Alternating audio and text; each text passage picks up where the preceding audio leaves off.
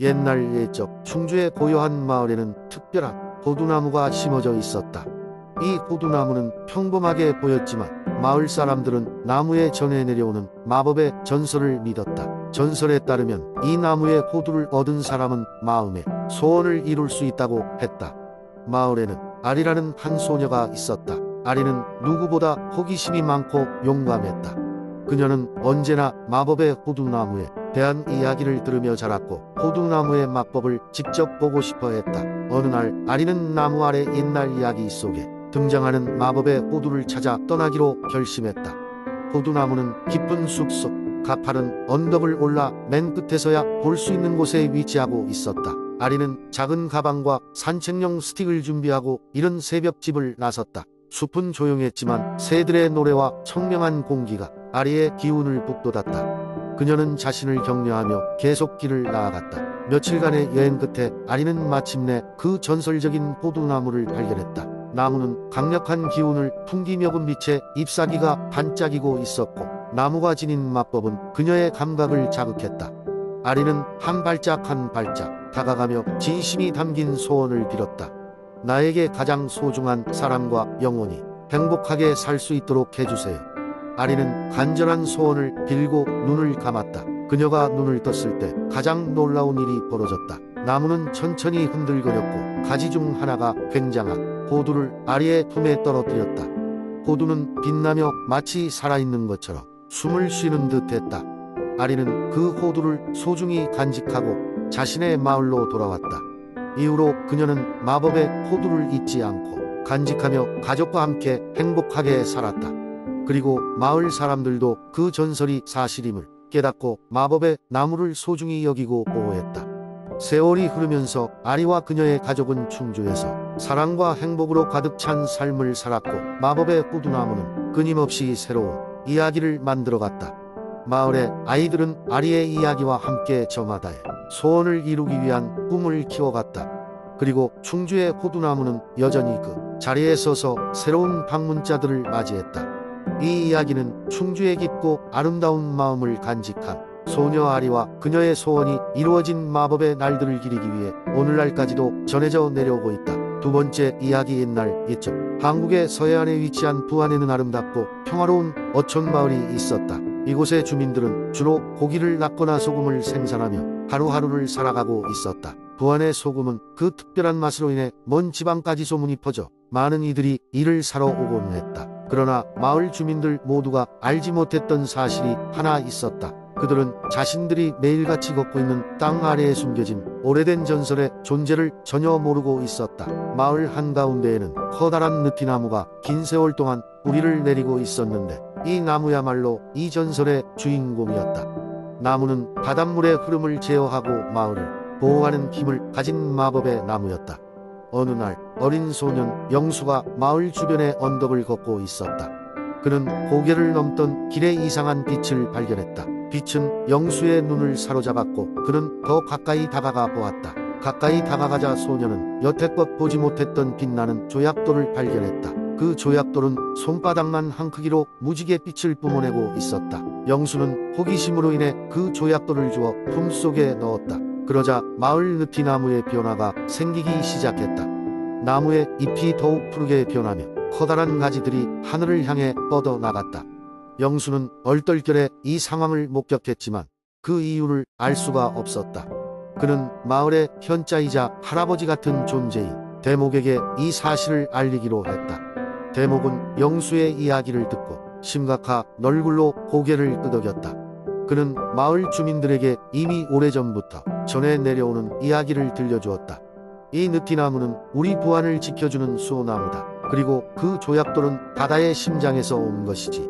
옛 전설에 따르면 이 조약돌은 바다와 소금의 마법을 통제하며 이 땅의 번영을 유지하게 하는 힘을 주는 열쇠랬다. 그런데 이 조약돌을 통해서 그 힘이 세상에 드러나는 순간 우리는 새로운 선택의 기로에 서게 된다.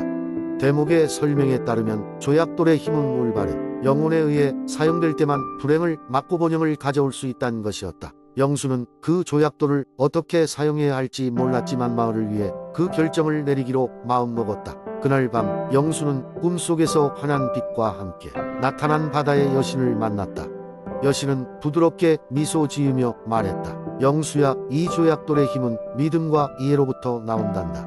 너는 이미 올바르게 나아가고 있다. 곧 너는 해답을 얻게 될 거야.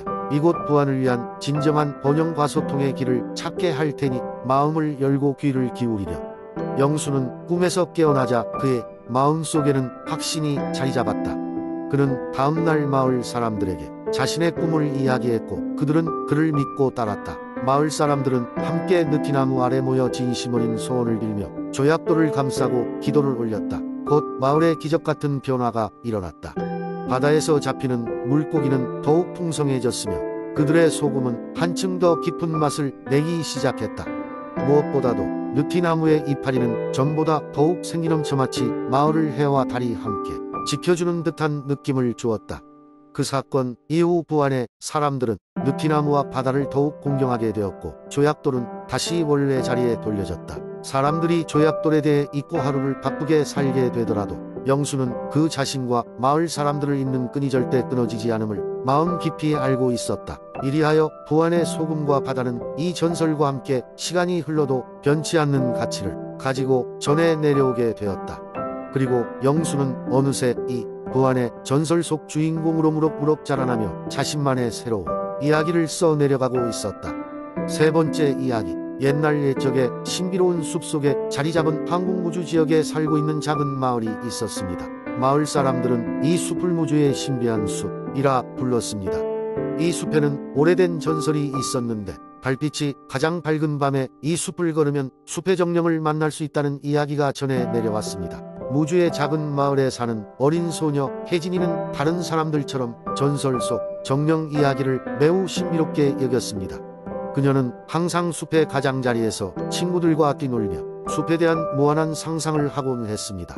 그러던 어느 날 혜진이는 달빛이 고요하게 밝히는 밤에 숲속으로 몰래 모험을 떠나기로 결심했습니다. 혜진이는 마을에서 깊은 숲속으로 발길을 내디뎠습니다. 그녀의 머리 위로는 수많은 별들이 하늘에 보석처럼 빛나고 있었고 나뭇잎 사이로 스며드는 달빛은 마법처럼 길을 밝혀 주었습니다. 혜진이는 숲을 걸으면서 나무들의 속삭임과 이상한 소리를 들었지만 무섭지 않고 오히려 흥미롭게 다가왔습니다.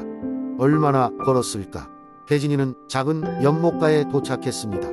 연못은 거울처럼 맑아서 달빛을 고스란히 반사하고 있었고 그 맑은 표면에는 떠다니는 연꽃들이 아름답게 피어 있었습니다. 혜진이는 연못가에 앉아 조용히 연못을 바라보았습니다. 그때 그녀의 뒤에서 부드러운 목소리가 들렸습니다. 안녕, 작은 친구. 무엇을 찾고 있니?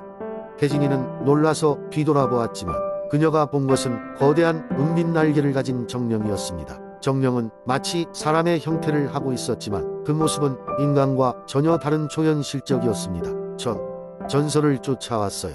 혜진이는 약간 떨리는 목소리로 대답했습니다. 정령은 미소를 지으며 말했다. 그래, 전설은 사실이란다. 하지만 사람들은 모두 자신을 위해 무엇을 쫓고 있지? 나의 숲을 찾아온 너에게 작은 선물을 주마. 정령은 마법의 손짓으로 혜진이에게 작은 나무 목걸이를 건네주었습니다. 목걸이는 마치 달빛과 별빛의 조합처럼 신비롭게 빛났습니다. 이 목걸이는 너의 꿈과 소망을 이룰 때 너를 도와줄 것이다. 정령이 계속해서 말했습니다. 혜진이는 목걸이를 받고 기쁨에 차서 감사했습니다. 그리고 그녀는 정령과 함께 연못가에서 많은 시간을 보냈습니다. 정령은 무주의 숲과 자연의 이야기, 그 숲이 축복받은 이유를 자세히 이야기했습니다. 혜진이는 정령의 이야기를 통해 자연의 진정한 소중함과 존재의 이유를 깨닫게 되었습니다. 어느새 새벽이 다가오고 혜진이는 정령에게 작별 인사를 하며 마을로 돌아갔습니다. 그 후로도 혜진이는 계속해서 숲을 찾으며 목걸이의 힘을 느끼고 소중한 자연에서 평화와 영감을 얻었습니다. 무주의 숲은 계속해서 마을 사람들에게 신비롭고 신성한 존재로 남아 많은 이들이 혜진이처럼 그 숲 속에서 꿈을 찾고자 했습니다. 네 번째 이야기. 옛날 옛적 한국의 남쪽 바다에 떠있는 아름다운 섬 제주가 있었다. 제주에는 화산이 폭발하여 형성된 여러 아름다운 자연경관이 있었고 그 중에서도 가장 유명한 것은 바로 용암 동굴이었다. 이 동굴은 깊고 넓게 뻗어 있어 아주 오래전부터 사람들의 호기심을 자극해왔다. 전설에 따르면 이 동굴에는 신비로운 생명체들이 살고 있다고 했다. 그 중에서도 특히 사람들의 관심을 끌었던 건 용이라고 불리우는 거대한 뱀이었다. 이 용은 지혜롭고 선량하여 바다의 평화를 지키고 어부들에게는 풍어를 가져다 주었다고 한다. 그러나 얼마 지나지 않아 욕심 많은 인간들이 이 용의 힘을 이용하고자 동굴을 탐험하기 시작했다. 그들은 용의 비늘을 얻으면 무한한 부를 얻을 수 있다는 헛된 믿음에 사로잡혔고 결국 용암 동굴에 발을 들여놓았다. 동굴 탐험의 선두주자는 용감한 청년 서준이었다. 그는 어린 시절부터 전설에 깊은 관심을 가지고 있었고 용을 만나고 싶다는 염원을 품고 있었다. 동굴 깊숙한 곳으로 들어갈수록 서준은 길을 잃고 말았다. 어둠 속에서 길을 찾으려 했지만 점점 더 깊은 곳으로 빨려 들어갔다. 그렇게 몇 날 며칠이 흘렀을 때 서준은 마침내 빛나는 무엇인가를 발견하였다. 그것은 바로 용의 숨결이었다. 그는 용의 숨결을 따라 한 발 조심스럽게 나아갔다. 그리고 드디어 용을 마주하게 되었다. 용은 서준을 보고 잠시 놀라웠으나 그의 선한 마음을 발견하고는 그를 다치지 않게 하려 했다. 용은 서준에게 허락 없이 인간들이 이 동굴에 더 이상 들어오지 않기를 바란다는 메시지를 전했다. 서준은 용이 말한 말을 깊이 새겼고 그와의 약속을 지키기 위해 최선을 다할 것을 맹세했다. 서준이 동굴에서 돌아온 후 그는 마을 사람들에게 용과의 만남에 대해 이야기했다. 그리고 서준은 마을 사람들과 함께 용암 동굴을 보호하기 위한 방법을 모색하기 시작했다. 사람들은 이제 탐욕보다는 자연을 존중하고 용과의 약속을 지키며 제주의 평화를 지키기로 했다.